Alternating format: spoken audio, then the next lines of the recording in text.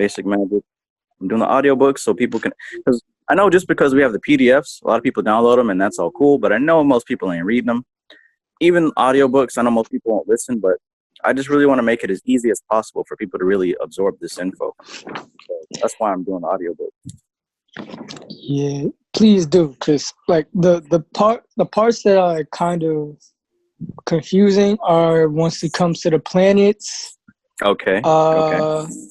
When it comes to the explanation of like after, it's the part where it's explaining it has all these I forgot which one it was. That was not really hard because at the time I didn't really understand, but now I understand. It's just like using your head and picturing and stuff. So that was not really that hard anymore.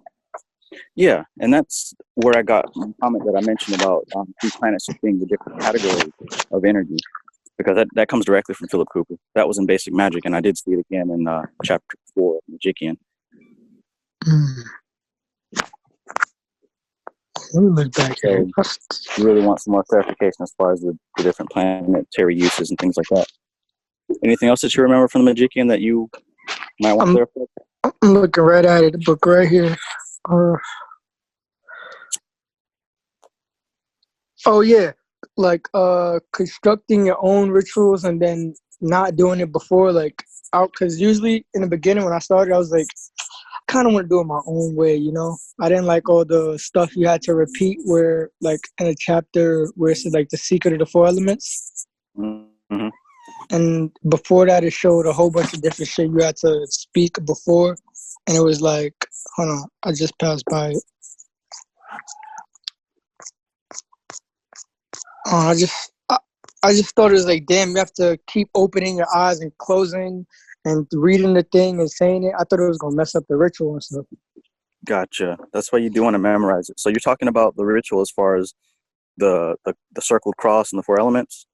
Yeah, and it says like, behold this outer representation of my inner power. As light illuminated darkness, so shall power exert my influence throughout the magic circle. Like all that shit I have to memorize. Like there's a whole bunch. I might as well just look at it all and then make my own little saying of it and make it easier for me. You know what I mean? Gotcha. It's interesting you say that, because that's actually probably the most important part. Well, the whole book is important, but that's a really important part of the book. That ritual right there, that's a really simplified version of the lesser pentagram ritual. To me, that's the most important ritual in ceremonial magic, period. Like, forget about all the other money stuff and spirit stuff. That planetary one right there, that is extremely important. Yeah, that's, I don't know. That shit was just kind of confusing. Like, there was a whole bunch of questions. I didn't want to, yeah. So I was just waiting for your summary updates. Okay. So basically, what you're doing is you're centering your consciousness in the center of the universe. You're organizing all of these different elements of energy. You're organizing them all to where it makes them fit structure. You feel me? Like where it talks about how, you know, the east signifies air. It signifies the sword. It signifies the dawn, right? And it signifies spring. And the chalice and the shield, right? And the yeah, each of them. Right. But what I'm saying is each direction, like east is air, and also spring. South is, yeah, I know what you're talking about. So when you do, say, for example, the fire, that has to do with high noon, the high energy, right? That also has to do with summer, right? It has to do with fire. These are all correspondences to describe what kind of energy is going on. You're putting it all in its own category. Air in the front, intelligence. Fire on the right, right? That's high spirit, high energy, high power. Water in the back, that's emotions, the subconscious mind, clairvoyance, and that kind of thing. Winter, cold. Earth on the left, that has to do with money, that has to do with abundance, material things. When you categorize all that and put it in its proper place, it gives you a better perspective on how to deal with all this energy. So really, it can even be broken down into 2. The front and to the right, the left to the back, that's the feminine. What I'm saying is when you put everything in its proper place, it's like you're sitting at the laboratory of your mind. you see all the tools laid out in front of you. Now you can really work with it. So when you do that ritual there, it puts it in order for you. So it's not necessarily memorizing his words, it's memorizing what he's trying to say here. Because lesser banishing ritual, the words are actually a little bit different. The way I do it is different. So you don't do it exactly from the book. You get what the book is trying to say and make it your own. Right, because I learned it the traditional way that the Kabbalah teaches, the way that the Hermetic Order of the Golden Dawn teaches. And they actually use the different god names. But like I said, when I read the basic magic book, I understood, because before I was just doing it out of superstition, like, okay, I'm invoking the angels around me. Because I don't know if you've seen, but I did a video a while ago about the 4 archangels. Go ahead and watch those videos if you can. I got a playlist called Angels Hijack My Consciousness. Angels Hijack. Okay, back. I'm gonna watch that. Okay, but for sure, I'm gonna be breaking that down on a video for the group. I bet. Last question. What was that stuff y'all was talking about last time? Last chat, like I gave you my birthday and you was like Christ energy or something like that. I was like, where you get that from? Like, okay. And so that also is a benefit of memorizing these different directions, the different energies, because we talked about how on the right side, the angel Michael, the fire energy, the summertime, that's your strong point. I don't know if you've seen how in different games, different characters have, like say if there's like 5 different skills, some characters are stronger in one skill or the other. And for the fire sign, you're stronger in different fire type of things. The way that you act and you see the world is going to come from more of that fire perspective. Leo, the Christ energy that deals with the Kabbalah, the sun, the center, the heart. It's all correspondences. Like when you learn to put all these different categories of energies in their proper place, you have a better understanding of how to use them. So you think I should read the Kabbalah? Well, the Kabbalah isn't a book; it's more of a science. There's a lot of books that talk about it, but I would recommend taking it step by step and learning these symbols, because as long as you stay in this, you're going to learn. It's a lot of information to categorize, and that's what I'm doing here with this Magus Academy, is helping people to categorize it better. I bet. And what's 3 tips you would think I should work on, or just go with how I feel? Pertaining to what? Like doing better in this magical work or anything. Like what should I know? Because I don't really know too much. I just know the basics. What do you think is important for me to know? Like 3 things. Okay, one thing is to do one thing at a time. Kind of the video I posted a few days last week. The first step is to start the first thing. If you're studying something, just focus on that, and then when the time comes, go to the next thing. So if, say for example, right now you're going to be learning about the elements, just focus on the different correspondences of the elements, right? Just like with the Bible, don't take everything literally, kind of look at it symbolically. Like I might describe it a certain way, the book describes it a certain way, we all describe it certain ways, but look past the words and see. You feel me? It's like reading between the lines. There you go. That's how you can understand this whole magic stuff, because every author, every magician has their own way of describing it. But I have my reasons because of the shit that I learned in my past. Another magician has his reasons because of the shit they learned in their past. Like you heard earlier, Tiffany didn't really like the whole concept about the psychedelics and the drugs, whereas Creatrix, she sees it as very influential, right? Both of them are right, both of them are wrong. It's how they see it. What I'm noticing is everybody here is different, but it's almost as if I'm attracting all these different people that are parts of me, because I've done the psychedelics. I've done the computer programming stuff. You feel me? I've done pretty much what everybody here is doing, but I'm like the central point. I can put it all together to make it make sense. So read in between the lines and find what works for you. Oh, you kind of like the grandfather, and the kids are coming to grandpa's house. I think that's what Veronica was trying to say as far as the magicians. But yeah. Shit. And that's really the difference between a lot of these guys who are just coming out with these channels. Like I literally have been doing this for a long time, long enough that I can understand how the best way to, I guess, help other people understand it. Yeah, you know you seem mad young, right? I thought you was like 22. Yeah. That's crazy. That's why I don't know. I feel like it's either easier to connect with you. I don't know. You just seem young. I don't know. I think that helps. Because younger people like you might see me and, like you said, assume that I'm their age. For real. But people will assume stuff off of looks. I understand that. That is true. That is true.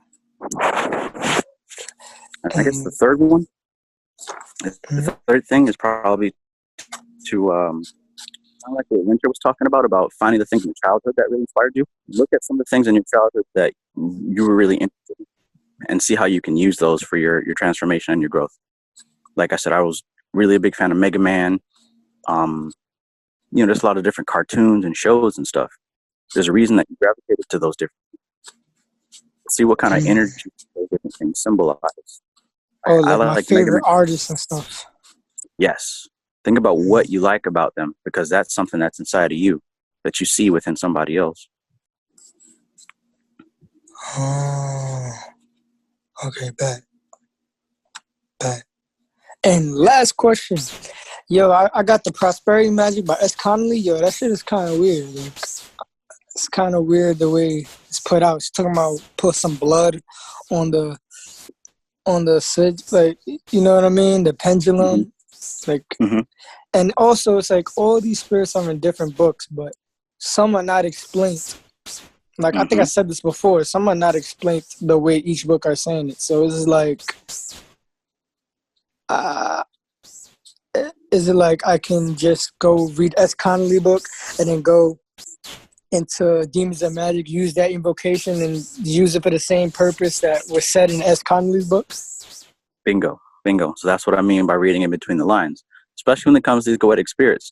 They all do similar things, but they've done different things for different magicians. Like when I was talking to Alicia, Shax, his description is more about he helps present you with gifts or something. But for me, he kind of showed me a psychedelic experience. That's not written in any book. That's my experience.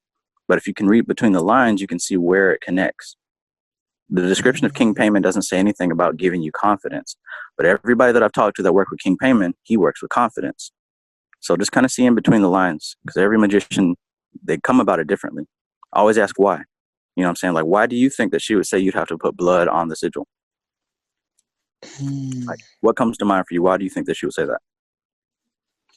And if you're not comfortable with that, what can you do to substitute that? Well, that's what I'm saying.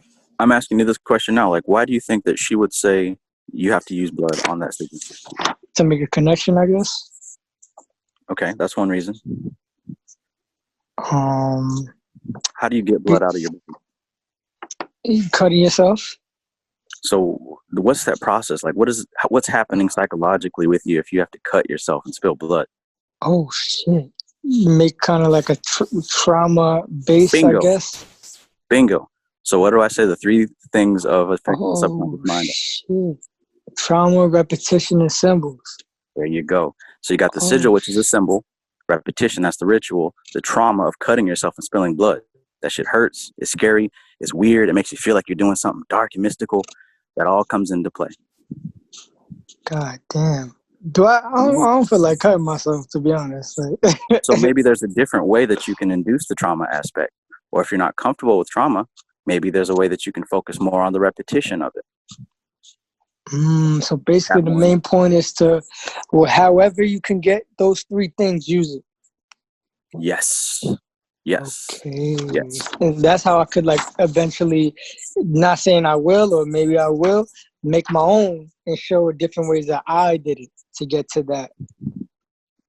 Yes. To connect with that spirit. Oh, okay. So do your own thing and you'll find your own way. Right. But at the same time, do study and see how they did it so you can understand why they did it. That's why I have all these different Goetia books, so I can see why these authors chose to do it that way. Oh. Okay, can you imagine why some people, they just pick up one book and try to do it that one way, and sometimes it don't work, or they go off the crazy end and start worshiping a demon or whatever because they don't have to understand They're just following what somebody else said. And that's not what I teach. I don't teach you to follow what I say. I teach you to go read these books and get your own experience with it. And do it for yourself and bring back your experience so we can connect it. Bingo. Copy. I bet. You know what? I'm gonna start doing me, man, and trust in what I want to do. I think that's a lesson I've learned this week as well. Yeah. Because every time I did something that wasn't my idea or somebody else's influence, it ended up fucking me up. Like, for example, a basic one was my haircut. Like, someone influenced me to do that. I trusted him because, you know, he probably thought that was a good cut for him. But that's probably not a good cut that I thought I wanted. And guess what? That shit fucked me up, man. I didn't like it. So, lesson learned. For real, for real. So that's a real world example for you, because you were asking, you know, what's this got to do with real life? You apply this psychic stuff to real life. That's a perfect example. Oh, shit. Maintain your frame. Be ever vigilant. Exert your influence. Always be leading. Damn, man, that's crazy. I wrote that in one of my notes because I wrote a whole bunch of notes. Like, I have a whole bunch I wrote, but I had to comprise it down because it's like, am I draining myself by explaining all this? Is all this necessary to talk about? You know what I mean? The mind is complicated. We need logic, but we also need abstract. We need both. It's just a balance. Because the other key thing is we can talk about it all day, but you got to get your own experience. You don't learn nothing without taking action. Knowledge means nothing without action. There you go. Knowledge means nothing without application. And the knowledge that you practice is the knowledge that you remember. That's why when I learn some shit about magic, I try to use it ASAP. Bet. Yo, thanks, Trav. I tried to ask all these questions before, but there was a lot of back and forth. But I appreciate you taking time out to answer this.